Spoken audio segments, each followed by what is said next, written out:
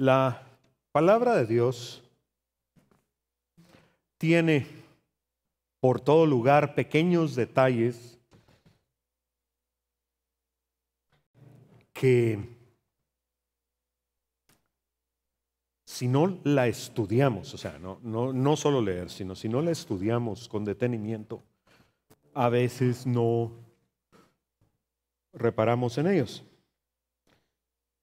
Es interesante que antes, mucho antes, 400 años antes, de que Dios le mostrara a Moisés el modelo del tabernáculo en el monte, Dios le mostró la ciudad celestial a Abraham. Hebreos capítulo 11, versículos del 8 al 10, nos dice: por la fe Abraham, siendo llamado, obedeció para salir al lugar que había de recibir como herencia y salió sin saber a dónde iba. Abraham no solo es el padre de la fe, también es el modelo perfecto de ser peregrino y extranjero en tierra extraña. Versículo 9, por la fe habitó como extranjero en la tierra prometida, como en tierra ajena, morando en tiendas con Isaac y Jacob, coherederos de la misma promesa. Versículo 10, y aquí es donde quería llegar: porque esperaba la ciudad que tiene fundamentos, cuyo arquitecto y constructor es Dios. Ya sea que Dios le haya mostrado la ciudad o que Dios le haya hablado de la ciudad, Abraham esperaba la Jerusalén celestial. Y esta le fue revelada 400 años antes, o poco más, de que Moisés viera el modelo en el monte.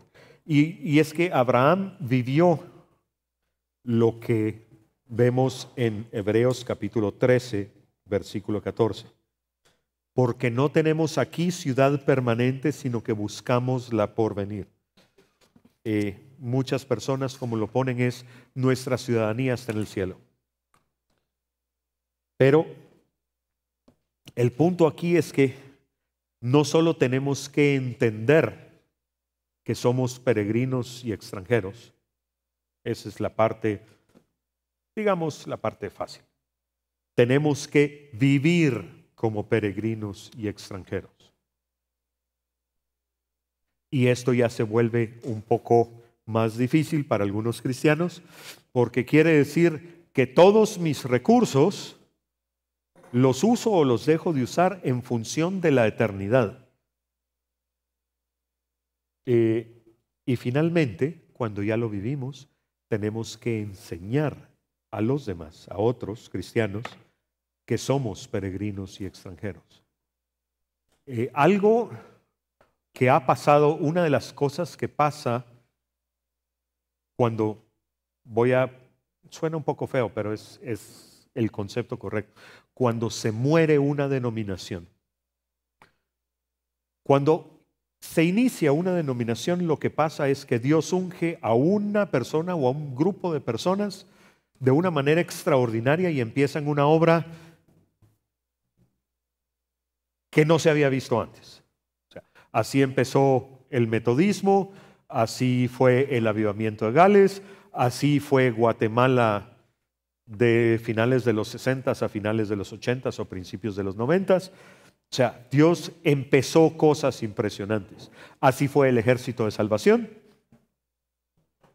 Pero tenemos que tener cuidado de que esa visión, esa manera de vivir, se transmita a las siguientes generaciones de líderes. Oh Dios santo, 21 para 53, hace 30 años que yo era líder de jóvenes. Yo le enseñé al grupo de jóvenes con el que estaba lo mejor que pude, pero yo no tenía la experiencia y hubo una cosa que no les enseñé. No les enseñé a discipular a la siguiente generación. Los discipulé lo mejor que pude, pero no les enseñé a discipular. Resultado, ellos eventualmente envejecieron, por ponerlo así, se casaron, dejaron de ser miembros del grupo de jóvenes, y ese grupo de jóvenes, que en su tiempo tuvo 300 o más asistentes, básicamente desapareció. Eso pasa cuando las verdades no las transmitimos. El encadenamiento generacional en el reino no debe ser de 2 anillos, sino debe ser de 3.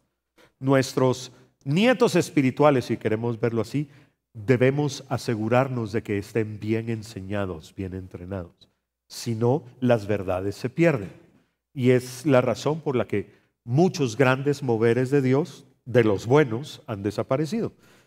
Y la verdad de ser peregrinos y extranjeros en este mundo es una de las verdades que debemos asegurarnos que nuestros nietos espirituales las aprendan a vivir. Porque si no, lo que va a pasar es que va a pasar lo mismo que pasó en el tiempo de los jueces. Murió Moisés, murió Josué, murió la generación que había visto los milagros de Dios. Y el resumen del libro de Jueces es: cada quien hacía lo que le parecía bien, en vez de seguir una visión que Dios había dado. Tengamos cuidado con eso. En un sentido, cambiando de tema, Jesucristo es el tabernáculo. O sea, no solo lo podemos ver en el tabernáculo, sino Él es el tabernáculo. Mateo capítulo 1 versículo 23 dice: He aquí una virgen concebirá y dará a luz un hijo, y llamará su nombre Emmanuel, que traducido es Dios con nosotros. Y esta es una referencia al profeta Isaías capítulo 7 versículo 14, donde dice: Por tanto, el Señor mismo os dará una señal. He aquí que la virgen concebirá y dará a luz un hijo y llamará su nombre Emmanuel. Pero lo que habla es Dios con su pueblo, Dios morando con su pueblo, Dios tabernaculizando con su pueblo. Juan capítulo 1 versículo 14 confirma esto.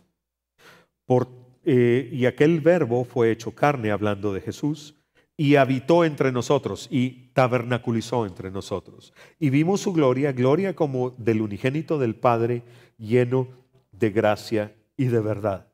O sea, Jesús es Dios morando literalmente en medio de su pueblo. Isaías capítulo 8 versículo 14 es interesante porque lo pone así: entonces Él será por santuario, pero a las 2 casas de Israel por piedra para tropezar y por tropezadero para caer, y por lazo y por red al morador de Jerusalén. Pero eso no le quita a Jesús la calidad de Él ser el santuario viviente de Dios. Algo que en la historia de la iglesia ha sido mal, terriblemente mal entendido, es la negativa del pueblo de Israel de aceptar a Jesús en su primera venida. Para ellos fue piedra de tropiezo y roca de escándalo. Pero tenemos que estar agradecidos de que haya sido así, porque si Israel hubiera aceptado a Jesús, el olivo silvestre que somos nosotros no hubiera sido injertado en el olivo cultivado que es Israel. Si Israel no hubiera vuelto la espalda a la primera venida de su Mesías, la iglesia gentil no hubiera empezado. Entonces, y el problema es que durante la historia, debido a que Satanás sí quiere acabar con el pueblo de Israel, aún los cristianos, perdón, hemos pensado y aún actuado mal en contra de Israel. Eso no quiere decir que yo esté diciendo que debemos adaptarnos a sus costumbres. No, no es eso lo que estoy diciendo.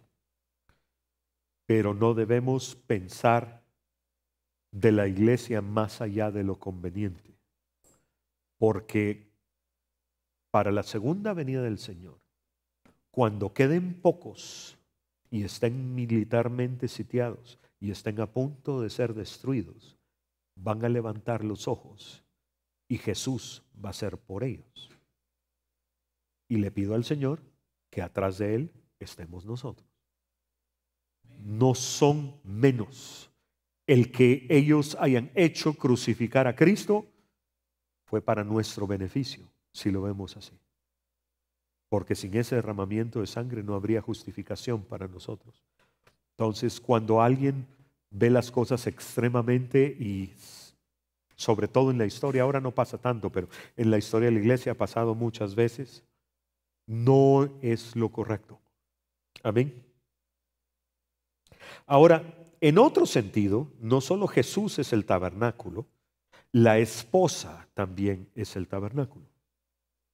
Apocalipsis capítulo 21, versículos del 1 al 3. Vi un cielo nuevo y una tierra nueva, porque el primer cielo y la primera tierra pasaron y el mar ya no existía más. La razón por la cual no debemos poner nuestros ojos en las cosas de este mundo es porque este mundo va a pasar. Y si todo lo tenemos invertido aquí, todo lo vamos a perder cuando este mundo deje de existir. Ahora, si la mayor parte posible la invertimos allá, cuando este mundo pase, nuestra inversión va a estar segura.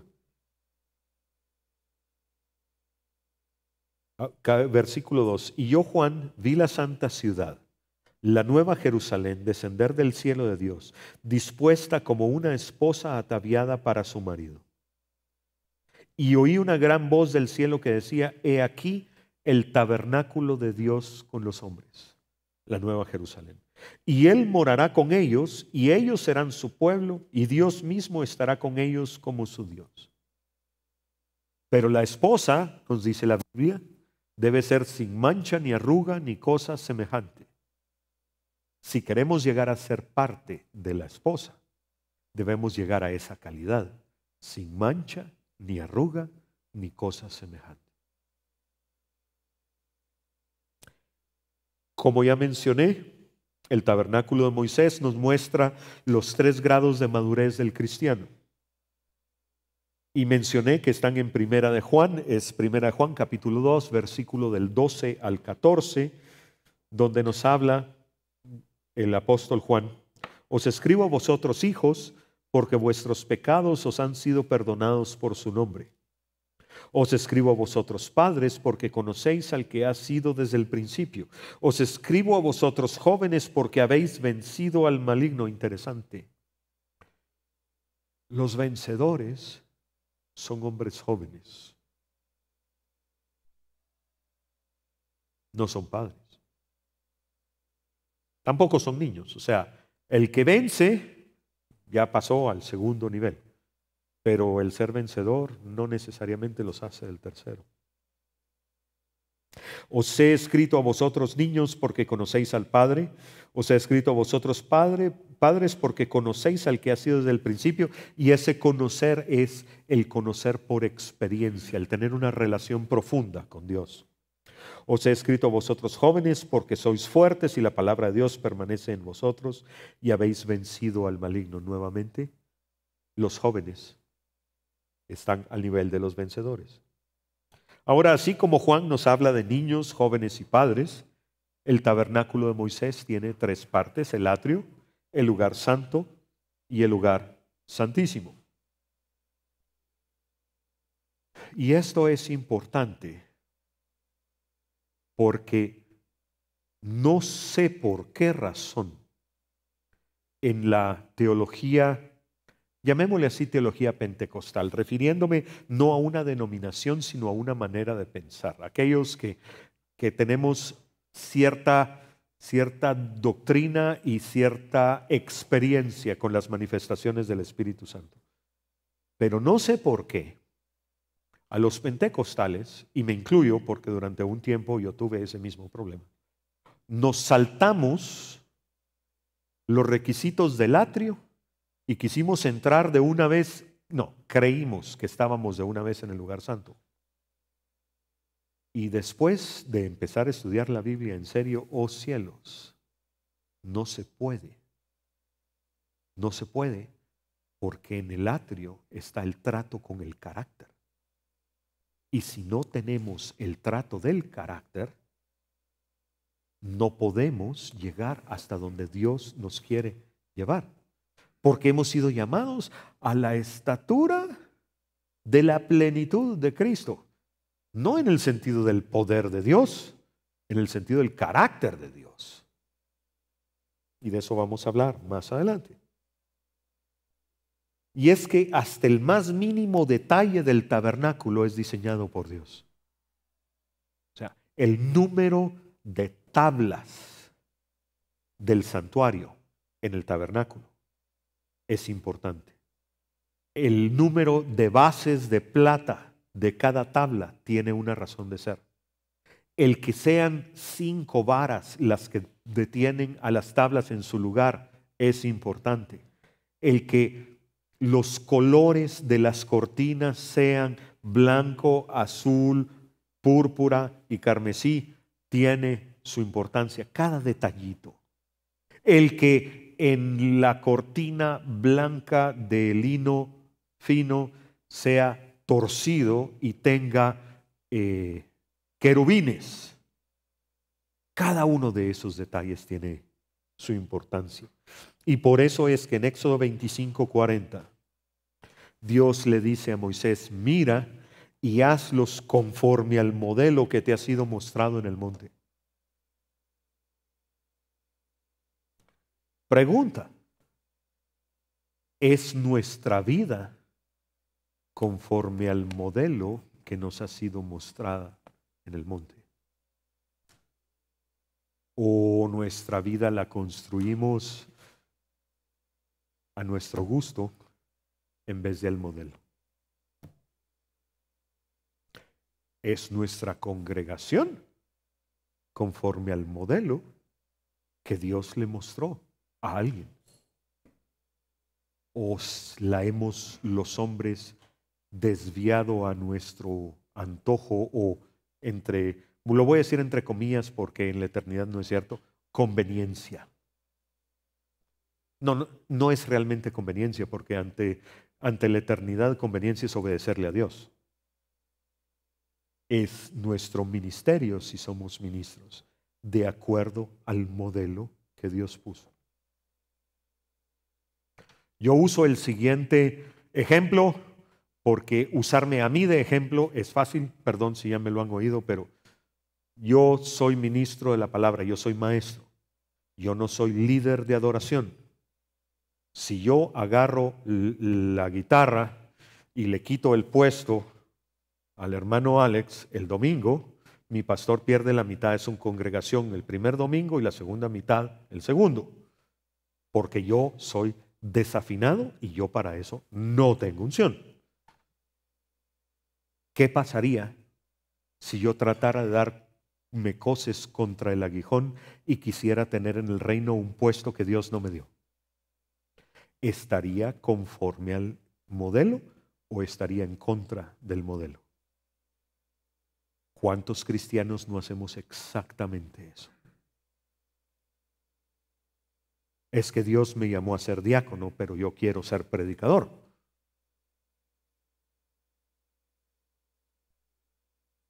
Si Dios me llamó a ser diácono al menos por un tiempo, debo tratar de ser el mejor diácono que pueda. Yo conocí a un hermano con un corazón para evangelizar increíble. No hablo en contra de su corazón. Yo quisiera tener ese corazón para el evangelismo. Pero su pastor me dijo: lo voy a tener que despedir, porque en vez de organizarme el parqueo, se pone a evangelizar. Y yo necesito a alguien que me organice el parqueo. Era una buena piedra que estaba tratando de ponerse en un lugar que no era suyo en ese momento. No sé si después Dios lo hizo predicador o no. Muchas veces tenemos un atisbo del llamado de Dios mucho antes de que Dios lo active.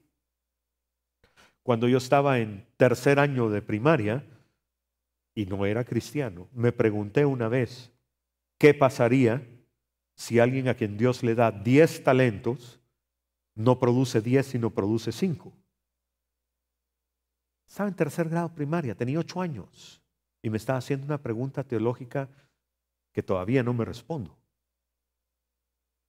Dios me dio un atisbo, aún antes de ser cristiano, de a qué me estaba llamando, a inquirir en su palabra. Ese es su diseño para mí. Seamos conforme al diseño. El apóstol Pablo lo pone en otras palabras. El ojo no le puede decir otra parte del cuerpo, porque eres ojo, no eres parte del cuerpo.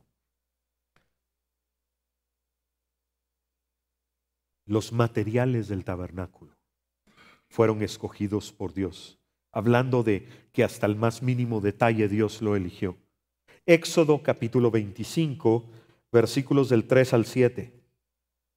Esta es la ofrenda que tomaréis de ellos, hablándole a Moisés de los materiales que él le tenía que pedir al pueblo para construir el tabernáculo: oro, plata, cobre, azul, púrpura, carmesí. Los primeros 3 son metales, los otros 3 son tintes. Lino fino, producto vegetal. Pelo de cabra, producto animal, sin tener que matar a la cabra. Pieles de carneros teñidas de rojo, y ahí sí, producto animal, que había que matar al animal. Pieles de tejones, que ahí hay una imperfección de traducción de la que vamos a hablar en su momento. Madera de acacia, había que matar al árbol para sacar la madera. Aceite para el alumbrado, había que machacar la aceituna para que saliera el aceite. Especias para el aceite de la unción y para el incienso aromático, con una excepción, el gálbano aromático, todo lo demás costaba sacarlo. Piedras de ónice, las 2 piedras que iban en los hombros del sumo sacerdote, y piedras de engaste para el efod, 11 las piedras más otra piedra de ónice, y para el pectoral. Ok, y cada uno de esos elementos tiene un significado espiritual. No les voy a decir que los vamos a ver todos, vamos a ver algunos. No los conozco todos, algunos sí. Uno que no conozco es por qué cada piedra específica estaba asignada a una tribu de Israel y qué significado tiene. No lo sé. Tal vez algún día Dios me lo enseñe. Lo importante es que hoy los materiales somos nosotros y nuestros recursos. Y no hablo solo de recursos materiales. El poder llevar una contabilidad es un recurso. Yo he tenido mucha relación con misioneros y el misionero más apreciado en una base de misioneros de juventud con una misión es un misionero que sepa de contabilidad. No es un predicador, es un contador. ¿Por qué? Porque en general los misioneros no son buenos administradores. Y necesitamos de administradores en el reino, necesitamos de contadores, necesitamos que la SAT no nos cierre la iglesia porque no entendimos cómo era la cosa, hicimos las cosas mal. Tenemos que cumplir con la ley de los hombres y estar en la medida de lo posible en bien con los de afuera, dice la Biblia. ¿Qué? Los materiales. Ahora, algo que quiero hablar acerca de los materiales es que para Dios la apariencia no es tan importante como la calidad del material. No se trata de que las cosas se vean bonitas. Si se pueden ver bonitas, bien, pero no es eso lo importante. Lo importante es que las cosas tengan la aprobación de Dios y la unción del Espíritu Santo. De eso se trata el hacer de la iglesia. No se trata que esta iglesia no es fea. No me estoy quejando de ella, me gusta. Es la iglesia donde Dios me plantó, este edificio. Pero si no fuera tan bonito, si fuera como el que teníamos antes, donde decíamos que las polías eran cristianas porque las polías detenían el techo en las columnas para que no se cayera el techo. Igual, lo importante no es lo que se ve. es que Dios esté ahí. Entonces Dios quiere calidad en nosotros. Dios quiere que si nos toca hacer oro, seamos oro puro. Si nos toca hacer lino, que seamos lino fino, retorcido, blanco, resplandeciente.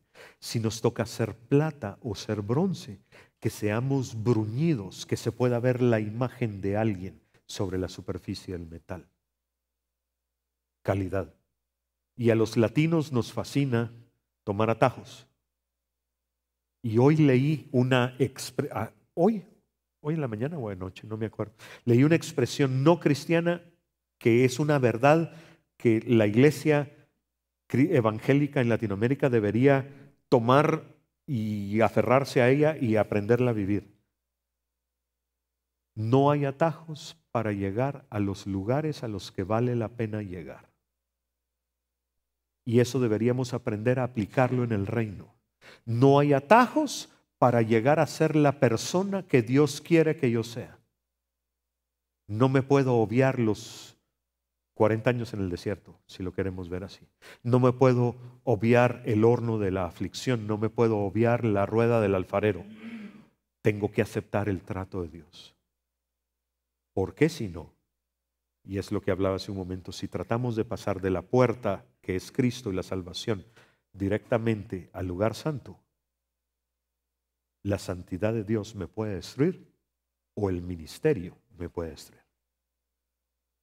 Los líderes de la obra también son escogidos por Dios en el tabernáculo. Perdón. Moisés fue electo por Dios para ser su maestro de obra. Mencionamos hace poco la ciudad de la cual el perito arquitecto es Dios, ¿correcto? La Jerusalén celestial. Pero Dios decidió que su maestro de obra, el director físico del tabernáculo, fuera Moisés. Hebreos capítulo 8, versículo 5. Los cuales sirven a lo que es figura y sombra de las cosas celestiales, como se le advirtió a Moisés cuando iba a erigir el tabernáculo, diciéndole: mira, haz todas las cosas conforme al modelo que se te ha mostrado en el monte. Ahora Moisés no tomó una rueca para hilar pelo de cabra, no se puso en el telar a hilar lino. Él fue el director. Y con él muchos otros trabajaron para hacer el tabernáculo. Ahora, ¿por qué estoy hablando de esto? Porque todo ministerio que viene de Dios es así. Dios pone a un hombre, a veces un pequeño grupo, pero generalmente a un hombre a la cabeza, y le nombra unos pocos ayudantes nombrados de nombre y apellido. Separadme a Saulo y a Bernabé para la obra a la que los he llamado, por nombre y apellido.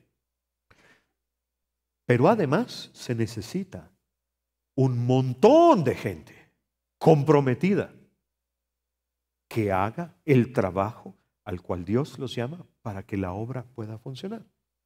Los dos asistentes principales de Moisés en esta obra son nombrados por Dios con nombre. Y no eran ni líderes de guerra, ni eran líderes en el sacerdocio. O sea, no fue nombrado Aarón, no fueron nombrados sus hijos, no fue nombrada la profetisa hermana de Moisés y Aarón, no fue nombrado Caleb, Josué.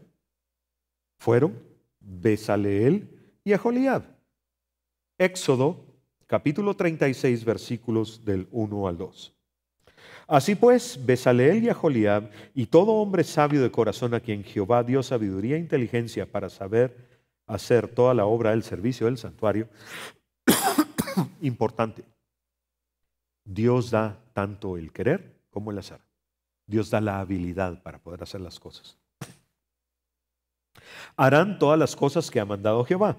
Y Moisés llamó a Bezaleel y a Aholiab y a todo varón sabio de corazón, en cuyo corazón había puesto Jehová sabiduría, todo hombre a quien su corazón le movió a venir a la obra para trabajar en ella.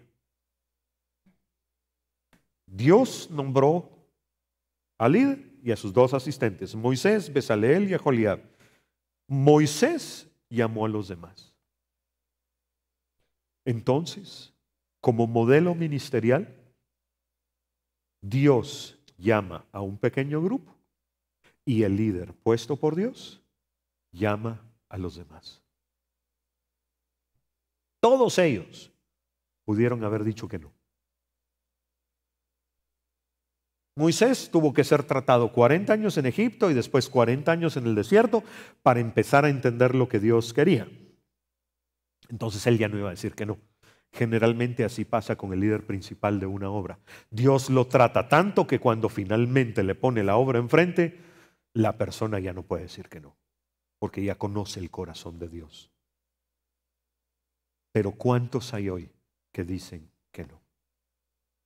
Y tal vez los latinos en ese sentido somos menos complicados porque no estamos acostumbrados a tener, bueno, ahora ya, pero antes no tanto, seguro médico, seguro de vida, ahorros. Esas son palabras relativamente nuevas en la experiencia latinoamericana. Y en la experiencia de los ministros latinoamericanos, Dios santo, escasas. Entonces, en general, el ministro latinoamericano le dice que sí a Dios más fácil. En países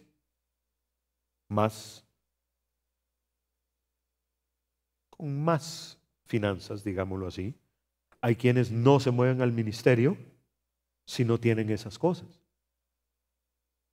No, irme a África, exponer a mi esposa y a mis hijos al dengue, es exponer a mis hijas a que se las robe Boko Haram. No. Pero ¿y si es llamado de Dios? El no hacerlo sería desobediencia, ¿no? ¿Qué conlleva la desobediencia a Dios?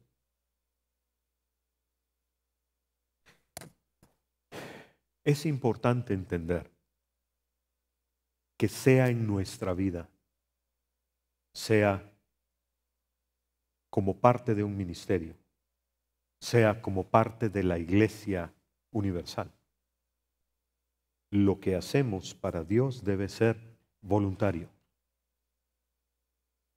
Yo puedo decirle a Dios, Señor, me da pánico, pero lo voy a hacer porque tú me lo dices.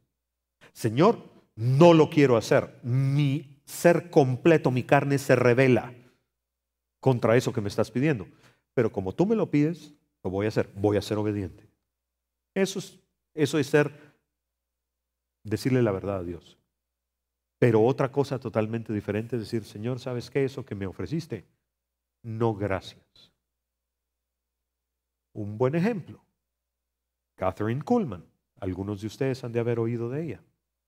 Ministerio de Sanidad, muy fuerte.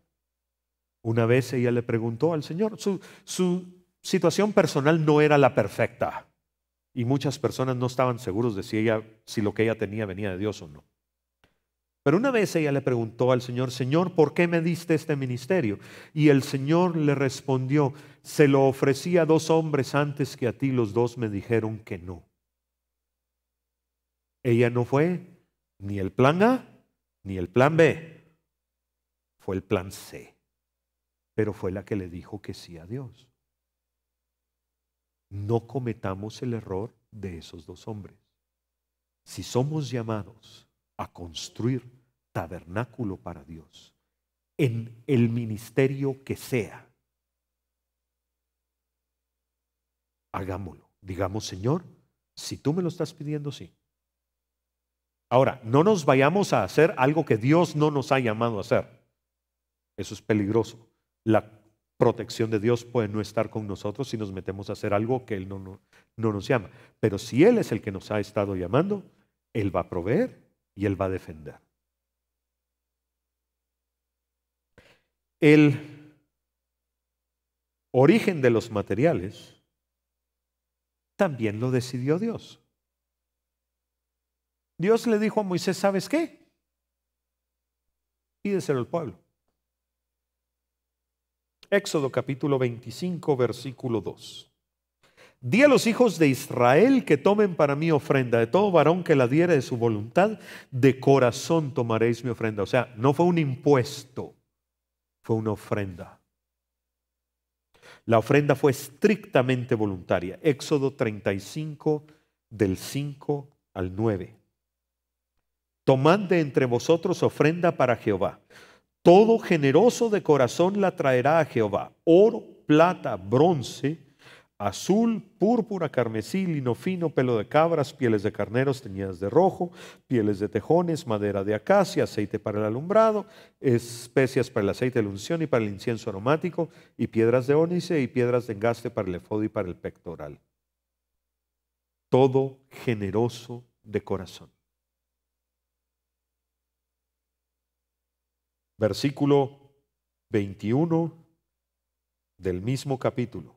Y vino todo varón a quien su corazón estimuló.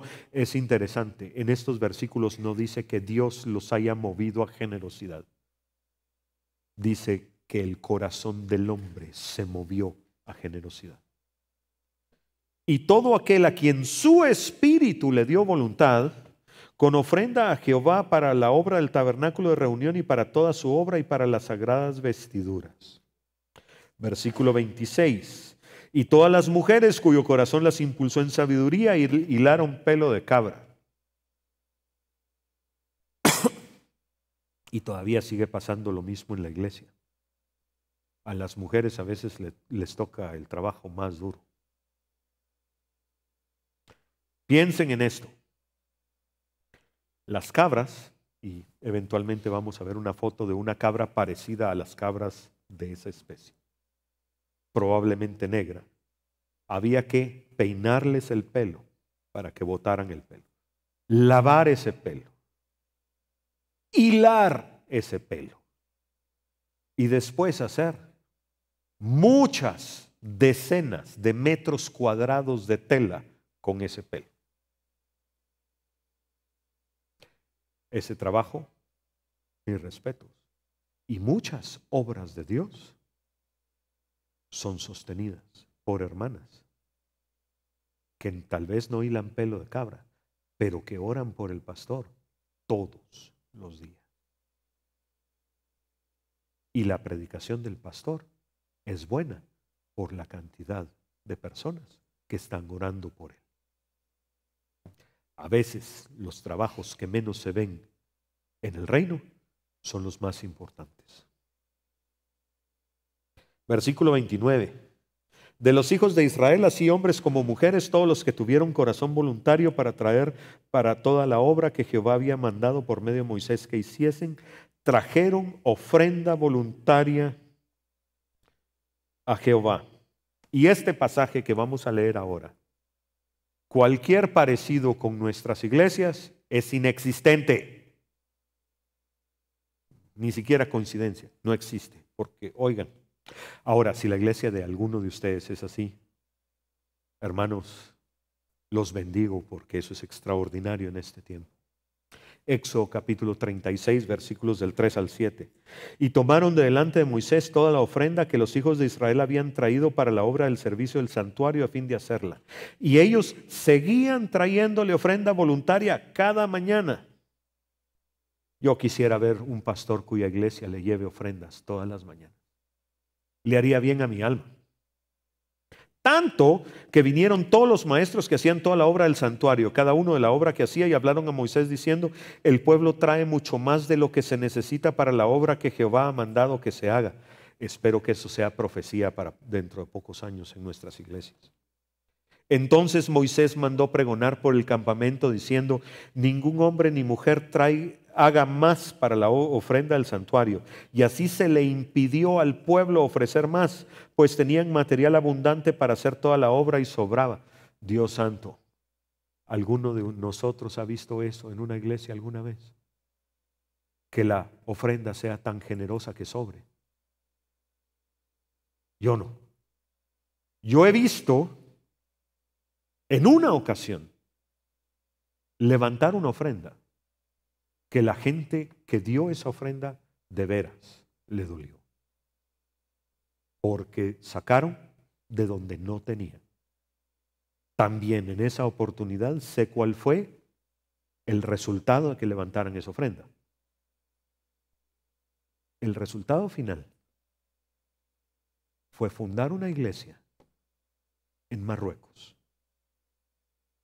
por una ofrenda que se levantó entre misioneros latinoamericanos que ya no tenían dinero en la bolsa y que de alguna manera juntaron $3,000 para enviar guatemaltecos a Marruecos. Pero eso es el único caso que yo conozco de una generosidad extraordinaria. Yo he conocido cristianos extraordinariamente generosos, pero todavía no he visto en una congregación que el pastor se pare y diga: hermanos, ¿saben qué? Ya no traigan más. Ya tenemos más que suficiente. Por favor, dejen de traer, ya no más. Todavía no lo he visto. Pero ese es el corazón que deberíamos tener todos. ¿Cómo era la iglesia primitiva? La gente vendía cosas y el dinero lo ponían a los pies de los apóstoles. Ahora, yo no estoy diciendo que lo vendamos todo. Ese fue un momento histórico muy especial. Porque aquellos que vendieron lo que tenían y pusieron el precio a los pies de los apóstoles se ganaron un gran tesoro en el cielo que no les pudo arrebatar el general romano Tito cuando pocos años después tomó y destruyó Jerusalén. Eso fue algo muy especial. No creo que Dios nos esté pidiendo eso ahora. Pero es triste cuando un pastor dice: hermanos, sentimos de Dios hacer esto y esto y esto. Y pocos son los que llegan con el pastor y le dicen: hermano pastor, tenga. Es triste. La ofrenda del pueblo de Israel fue generosa, no fue escasa.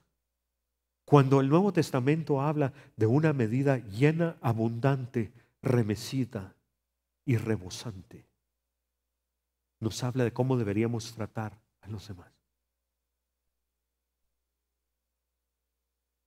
Está el cristiano promedio hoy comportándose como se portó el pueblo de Israel en esa ocasión y dando con una generosidad extraordinaria?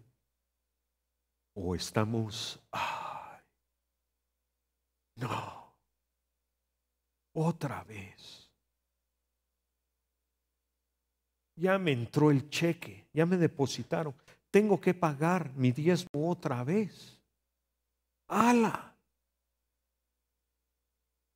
¿Cuántos no hay en el reino así hoy? Y estoy hablando de cosas simples, o sea, ni siquiera estoy hablando de cosas espirituales, aunque el dinero es un tema espiritual. Ahora, dejando por un lado el dinero, ¿cuál es la ofrenda que Dios me está pidiendo a mí que yo dé?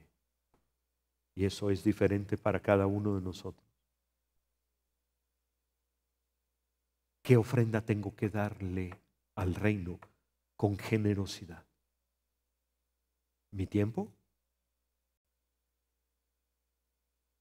¿Mis habilidades? Puede ser mi dinero.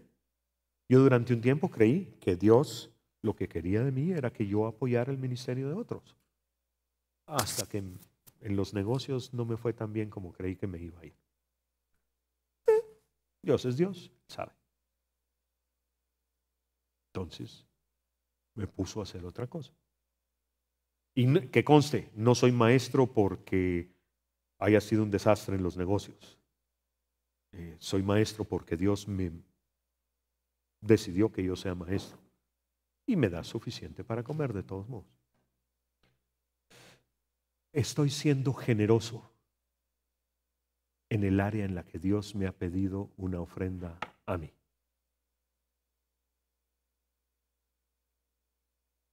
Esa es una pregunta que todos necesitamos responder. ¿O estoy siendo tacaño? Como decimos en Guatemala, codo. Ahora, Recordemos que el pueblo de Israel era un pueblo que habían sido esclavos durante 400 años. ¿De dónde sacaron para ser así de generosos? ¿De dónde sacaron oro, plata?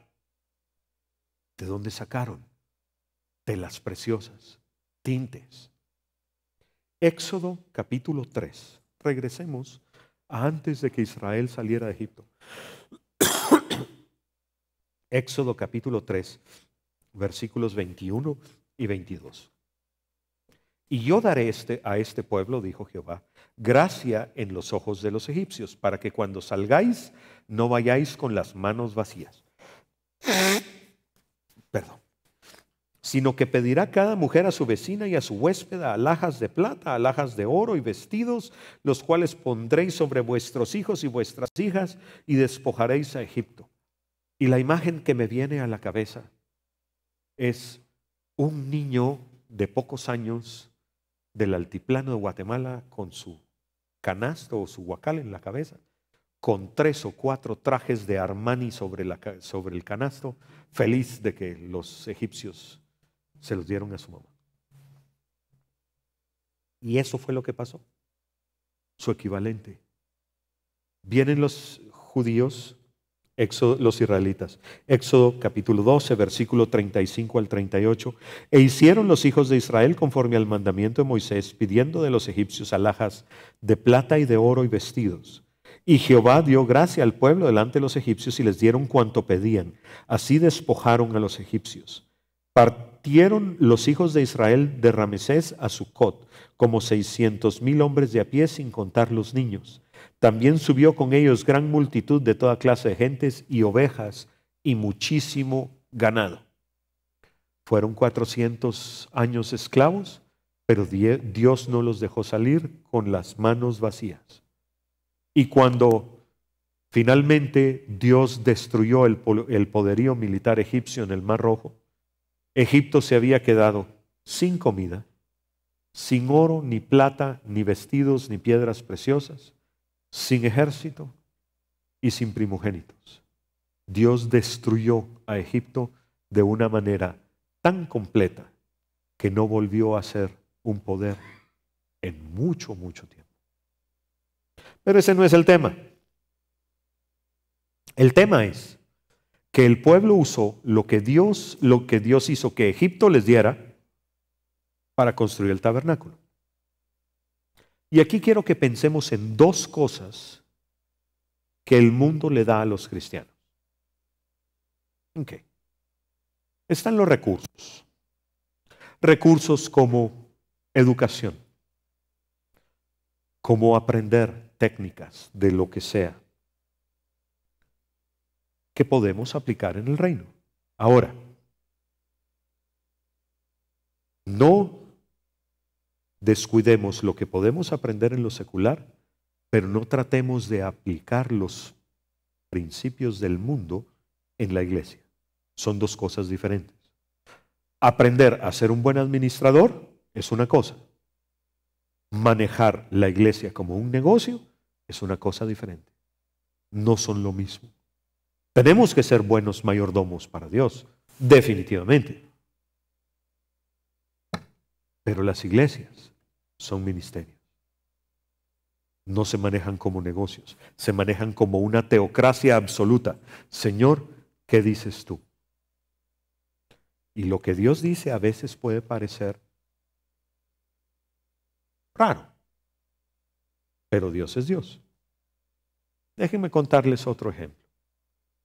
Durante cierto número de años, el consejo editorial de esa revista que les mencioné, nos reuníamos una vez a la semana a orar, 7 de la mañana, creo que eran los miércoles o los jueves, 2 horas. A orar 2 horas, y después de orar 2 horas, realmente lo que había que platicar del hacer de la revista era muy poco. Ya Dios en la oración se había encargado de todo. Pero una de esas veces que nos reunimos a orar, Dios nos dijo que compráramos una bobina de papel que nos iba a alcanzar como para 6 meses de impresión. La bobina de papel costaba 23,000 quetzales, 24,000 quetzales. Y en la chequera teníamos 2,000 quetzales. Ok, ¿qué hubiera dicho el administrador? Estás loco. ¿Qué había dicho Dios? Cómprala. ¿A quién le hago caso? La compramos a 30 días crédito, confiando en que el consejo en pleno había escuchado lo mismo de Dios. Tenemos que estar seguros que así es. Porque si no estamos escuchando de Dios, sino de los frijoles de la cena, ahí sí nos podemos meter en problemas. ¿Qué pasó? En esos 30 días, el papel subió 30% de precio. Tanto que la papelera que nos había vendido la bobina de papel a 30 días de crédito, nos ofreció comprárnosla de regreso con sobreprecio. O sea, hubiéramos ganado dinero en la operación. Y dijimos que no, no éramos administradores, estábamos en un ministerio. Y a los 30 días que teníamos que pagar la factura, teníamos el dinero.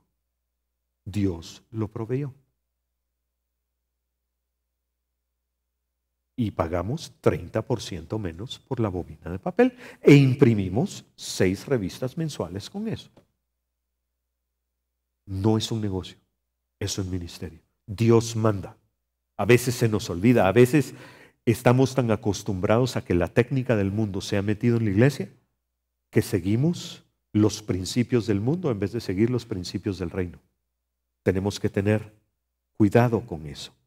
Pero cuando la sabiduría y la ciencia son guiadas por el Espíritu Santo, ahí sí, eso en el reino funciona.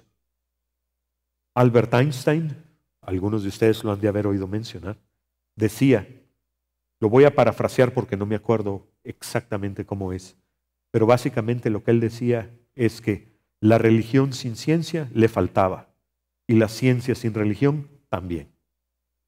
Y él era uno de los físicos más grandes que ha habido en esta tierra.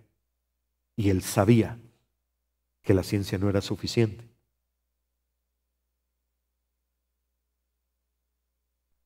Ahora, hay otra cosa que nos da el mundo y que a veces no lo vemos así, pero es algo de lo que nos da el mundo. ¿Cuántas heridas, traiciones, amarguras, odios, rencores y demás cosas semejantes nos ha dado el mundo? Y muchas veces por la única razón de que somos cristianos.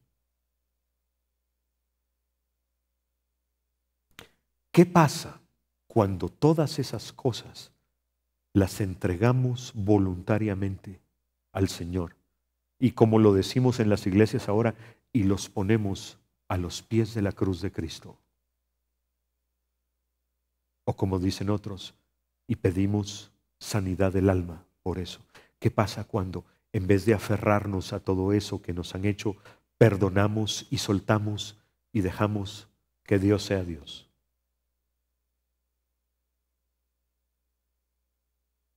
Y es que lo importante de todo el asunto es el corazón. Si tenemos un corazón que el mundo ha hecho pedazos, que nos ha dado de todo lo malo que nos puede dar, y se lo entregamos al Señor, Dios puede hacer de ese corazón algo increíble. ¿Qué puede hacer Dios con un alcohólico o un drogadicto o un suicida fallido o un inmoral arrepentido? Todos ellos restaurados por el poder de Dios. ¿Qué pasa cuando alguien a quien Dios ha perdonado y restaurado llega y ve a alguien que tiene el mismo problema que esta persona tenía y le dice, ¿sabes qué? Yo estuve ahí donde estás. Y la única solución es Cristo. Y se le oye la verdad en la voz, porque se ganó el derecho para decirlo. Y no estoy diciendo que cometamos pecado, porque hay una teoría muy loca que dice que debido a que la Biblia dice que donde el pecado abundó, sobreabunda la gracia, hay que pecar para que sobreabunde más gracia. No, esa es una tontería. No estoy diciendo eso. Pero no sé ¿Cuántos de ustedes han oído hablar de la iniciativa punto y coma? ¿No? ¿Alguien? Ok, mejor. Sí. Okay. La iniciativa punto y coma fue empezada por una persona con tendencias suicidas. Y la iniciativa punto y coma era pintarse con marcador un punto y coma en la muñeca para decir, yo traté de suicidarme, pero Dios, en vez de dejar que mi vida terminara, solo hizo un alto, un punto y coma. Y en una reunión, alguien hizo esto y levantó su punto y coma. Y todos los jóvenes con problemas de depresión y suicidio que había en esa reunión entendieron que ese hombre que iba a hablar sabía de qué estaba hablando. Se ganó el derecho de hablarles de Cristo porque Dios lo salvó de eso. Igual es el alcohol, igual son las drogas, igual es cualquier cosa que el mundo trate de destruirnos con eso. Si Dios nos redime esa área, Dios la puede utilizar para bendición para otros, pero tenemos que soltar. Si no realmente soltamos, puede haber el problema de una recaída. Realmente el que tiene el problema del alcohol, de veras lo tiene que soltar y que Dios tome control, igual cualquier otra droga, igual conductas autodestructivas. No es fácil, pero aún eso, aún ese material, Dios lo puede usar para construir un tabernáculo impresionante. Dios no solo dijo quién es, no solo decidió los materiales, no solo pidió que los que dieran los materiales fuera voluntariamente, Dios también le dio sabiduría a los que construyeron el tabernáculo. Éxodo capítulo 31, versículos del 2 al 6. Creo que ya hemos leído parte, pero dice, mira, yo he llamado por nombre a Bezaleel, hijo de Uri, hijo de Ur, de la tribu de Judá, y le he llenado del Espíritu de Dios en sabiduría y en inteligencia, en ciencia y en todo arte, para inventar diseños, para trabajar en oro, en plata, en bronce, y en artificio de piedras para engastarlas, y en artificio de madera para trabajar toda clase de labor. Un genio renacentista, alguien que podía hacer de todo. Dios le dio la sabiduría y la inteligencia a este hombre para hacer todo lo necesario. Y he aquí, yo he puesto con él a Joliab, hijo de Ahisamac, de la tribu de Dan, y he puesto sabiduría en el ánimo de todo sabio de corazón, para que hagan todo lo que te he mandado. No uno, dos. A veces quisiera que los ministerios en Latinoamérica, todo iniciador de ministerio pueda decir, Dios me envió a mis 2 asistentes. Porque a veces el pastor abre la puerta de la iglesia, barre la iglesia, pone las bancas, pone el equipo de sonido en su lugar, saca la guitarra, lleva la alabanza, saca el canasto, pide la ofrenda, se para frente al público, predica, dice Dios los bendiga, se va a la puerta y bendice él a todos los que se van porque nadie más lo apoya. ¿O estoy diciendo mentiras? El diseño de Dios es que haya asistentes y que los asistentes sepan hacer las cosas bien. Éxodo capítulo 35, 10. Todo sabio de corazón de entre vosotros vendrá y hará todas las cosas que Jehová ha mandado. Éxodo 28, 3. Y tú hablarás a todos los sabios de corazón, a quienes yo he llenado de espíritu de sabiduría, para que hagan las vestiduras de Aarón, para consagrarle, para que sea mi sacerdote. Pidámosle a Dios que nos dé la sabiduría y la inteligencia para poder servirle a Él en el lugar donde Él nos tiene. No vamos a ser promovidos al siguiente nivel hasta que no hagamos bien nuestro trabajo. Esto es un principio que sí aprendí del mundo, pero que después de varias décadas de darle vuelta, un par de décadas de darle vuelta, todavía no le he encontrado el pero, así es que lo voy a compartir con ustedes. En las grandes corporaciones hay dos reglas de cómo ascender a una persona. Primera, que sepa hacer su trabajo muy bien. Segunda, que entrene a su reemplazo. En el reino, lo que pasa es que Dios es quien decide quién es el reemplazo y lo tiene que proveer. Pero si queremos que la visión de un ministerio continúe, tenemos que hacer eso, entrenar a nuestro reemplazo. Cuando David Wilkerson estaba a punto de dejar el pastorado de la iglesia de Nueva York, de la ciudad de Nueva York, donde él era pastor, él fue a buscar a Carter Conlon a Canadá. Y durante cierto tiempo lo tuvo bajo su autoridad, hasta que llegó el día en el que el pastor Wilkerson se retiró y se fue a Texas. Pero se aseguró que el hombre que dejó en el ministerio estaba capacitado para tomarlo. Tenía una visión compatible a la que Dios le había dado a él. Así debe ser.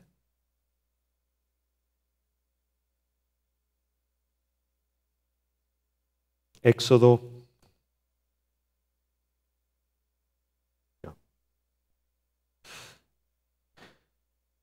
Sí. Éxodo 35, del 30 en adelante, y dijo Moisés a los hijos de Israel: mirad, Jehová ha nombrado a Bezaleel, hijo de Uri, hijo de Ur, de la tribu de Judá, y lo ha llenado el Espíritu de Dios en sabiduría, en inteligencia, en ciencia y en todo arte, para proyectar diseños, para trabajar en oro, en plata y en bronce, y en la talla de piedras de engaste, y en obras de madera, para trabajar en toda labor ingeniosa. Y ha puesto en su corazón el que puede enseñar, así él como a Joliab, hijo de Ahisamac, de la tribu de Dan. Y los ha llenado de sabiduría de corazón, para que hagan toda obra de arte y de invención, y de bordado en azul, en púrpura, en carmesí, en lino fino y en telar, para que hagan toda labor e inventen todo diseño. Bezaleel y Aholiab eran mucho más hábiles que Moisés para hacer todas las cosas que requería el tabernáculo, pero el líder seguía siendo Moisés. La habilidad no da el liderazgo, Dios da el liderazgo.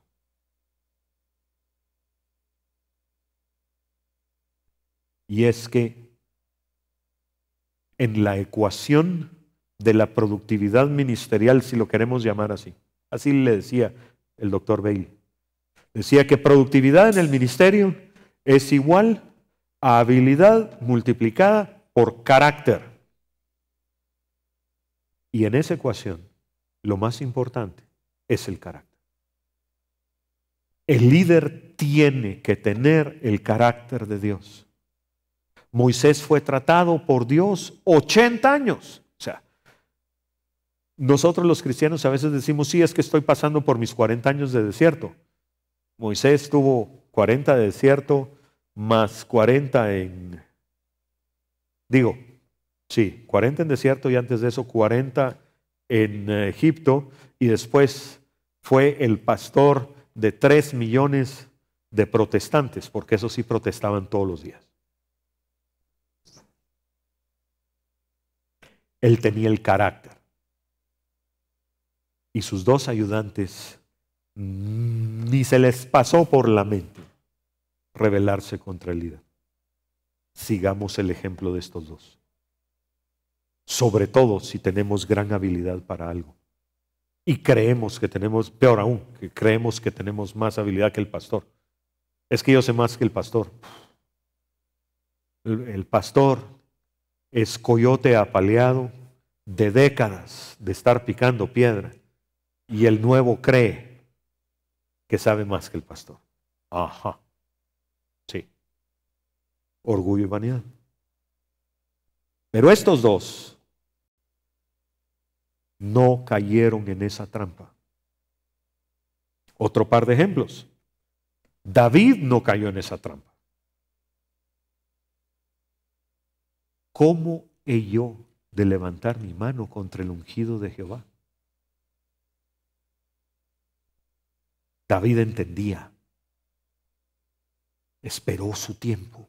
Si todos los asistentes que creen que son mejores que su pastor, yo no soy uno de esos. Pero si todos los asistentes que creen que son mejores que su pastor tuvieran la actitud de David y esperaran y supieran, no puedo tocar al ungido de Jehová, cuando llegara su tiempo, tendrían un excelente ministerio.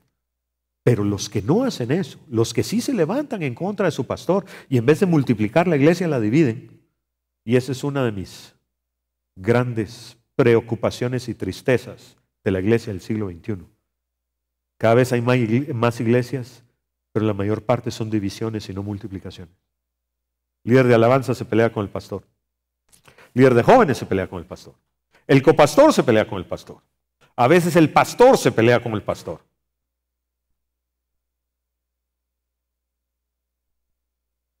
No dejemos que nos pase. Dios tiene lugar y tiempo para cada uno. No dejemos que nos pase. Tenemos que aprender a vivir eso. Ok, Dios ungió a esta persona y Dios me puso de su asistente. O ni siquiera me puso de su asistente. Esa persona me llamó a mí porque tengo alguna habilidad para ayudarlo en la obra a la que Dios lo llamó. Perfecto. Señor, ¿con quién me reporto? No es cuestión de habilidad, es cuestión de carácter. Todos juntos, hechos sabios por Dios. No sabios según el mundo, no hábiles según el mundo. Hechos sabios por Dios. Debemos construir cada uno en nuestra posición el reino de Dios, no el nuestro. Efesios capítulo 4, versículos del 1 en adelante. Yo pues, dice Pablo, preso en el Señor, os ruego que andéis como es digno de la vocación con quien fuisteis llamados. Y todavía lo desglosa. Con toda humildad y mansedumbre, soportándoos con paciencia los unos a los otros en amor, solícitos en guardar la unidad del Espíritu en el vínculo de la paz. Un cuerpo y un espíritu, como fuisteis también llamados en una misma esperanza de vuestra vocación. Un Señor, una fe, un bautismo, un Dios y Padre de todos, el cual es sobre todos y por todos y en todos. Pero a cada uno de nosotros fue dada la gracia conforme a la medida del don de Cristo.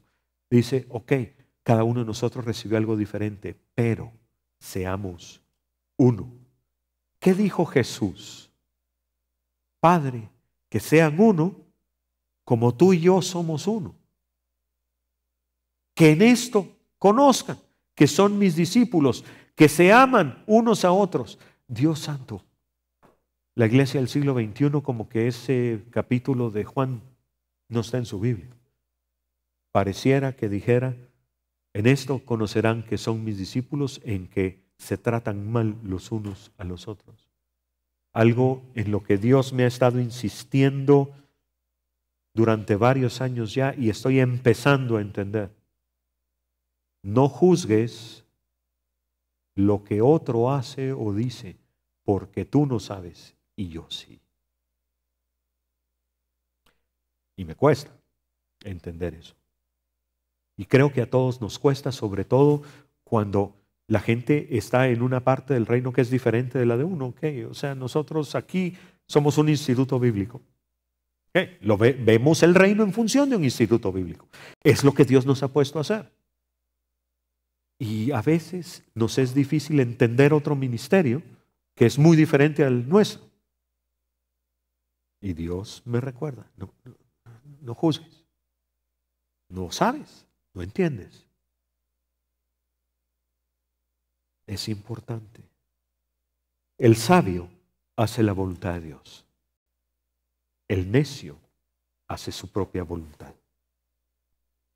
Si Dios nos ha puesto en un lugar, hagamos lo que Dios nos ha puesto a hacer. No abramos la boca de más. ¿Hay alguna persona en nuestra organización que creemos que no es sabia? Hagámosle un gran favor. Oremos por esa persona. No nos quejemos de esa persona. No la agarremos del pescuezo hasta que la lengua se le ponga morada. Oremos. Oremos. ¿Qué dice la Biblia que es el principio de la sabiduría? Salmo 111:10, Proverbios 1:7, Proverbios 9:10, básicamente dice lo mismo. El temor de Jehová es el principio de la sabiduría.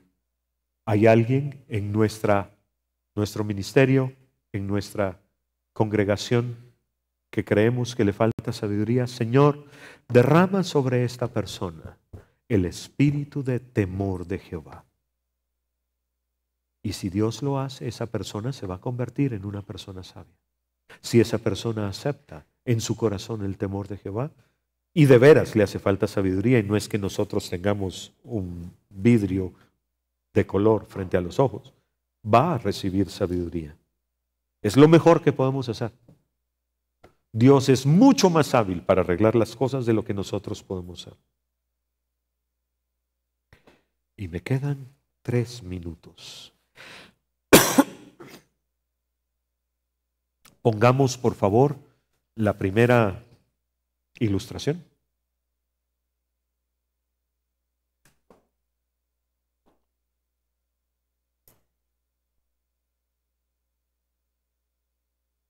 Esto no está a escala, pero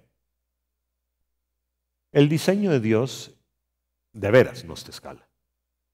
Tal vez está en escala de importancia, pero ok. Este es el tabernáculo. Alrededor están las 12 tribus de Israel.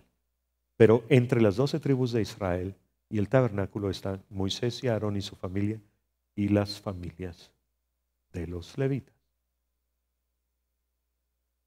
Y Dios pidió que fuera así para ilustrar el punto de que Él quiere morar en medio de su pueblo. Ahora, ¿y eso qué tiene que ver con nosotros? Mateo 18, versículo 20.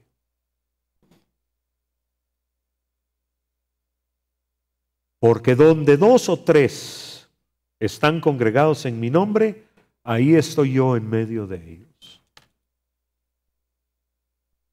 Y esta es una de las razones por las cuales, a menos que Dios lo diga, levantar la voz o la mano en contra de otra congregación no es sabio.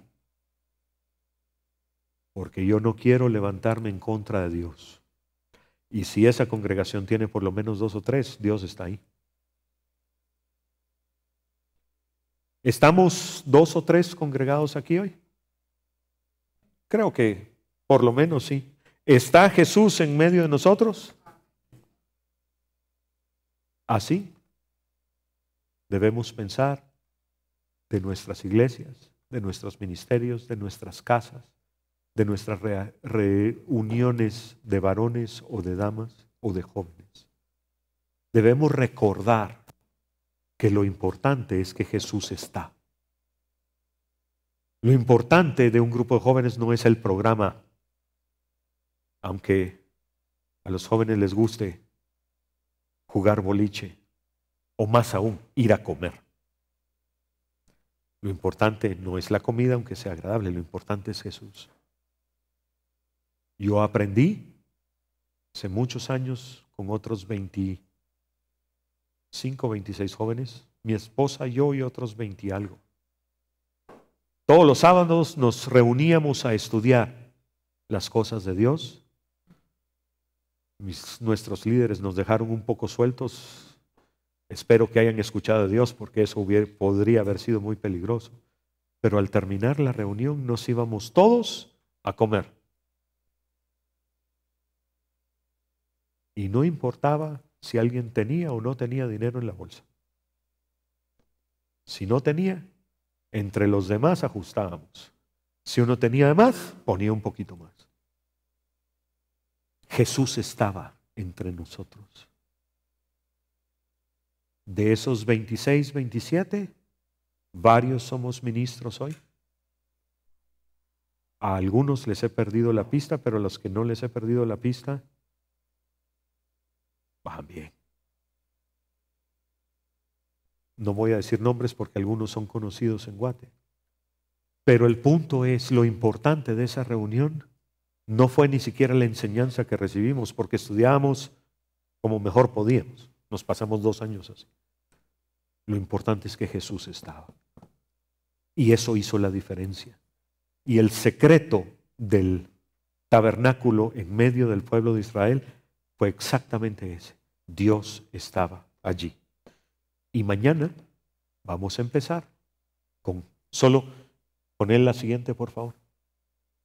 Mañana vamos a empezar a hablar de eso. Esta es una reconstrucción judía del tabernáculo. Vamos a empezar con qué es lo que se veía cuando uno veía el tabernáculo de lejos. Oramos. Padre, en el nombre de Jesús te damos gracias porque eres extraordinariamente bueno con nosotros. Señor, gracias por hablarnos al corazón. Gracias, Señor, porque tú nos has traído, tú nos estás atrayendo, Señor, a ti. Tú nos estás mostrando que no es cuánto sepamos, sino es cuánto vivimos. Sigue, Señor, tratando con nuestra vida hoy y todos los días de nuestra peregrinación en esta tierra. En el nombre de Jesús, Padre. Amén.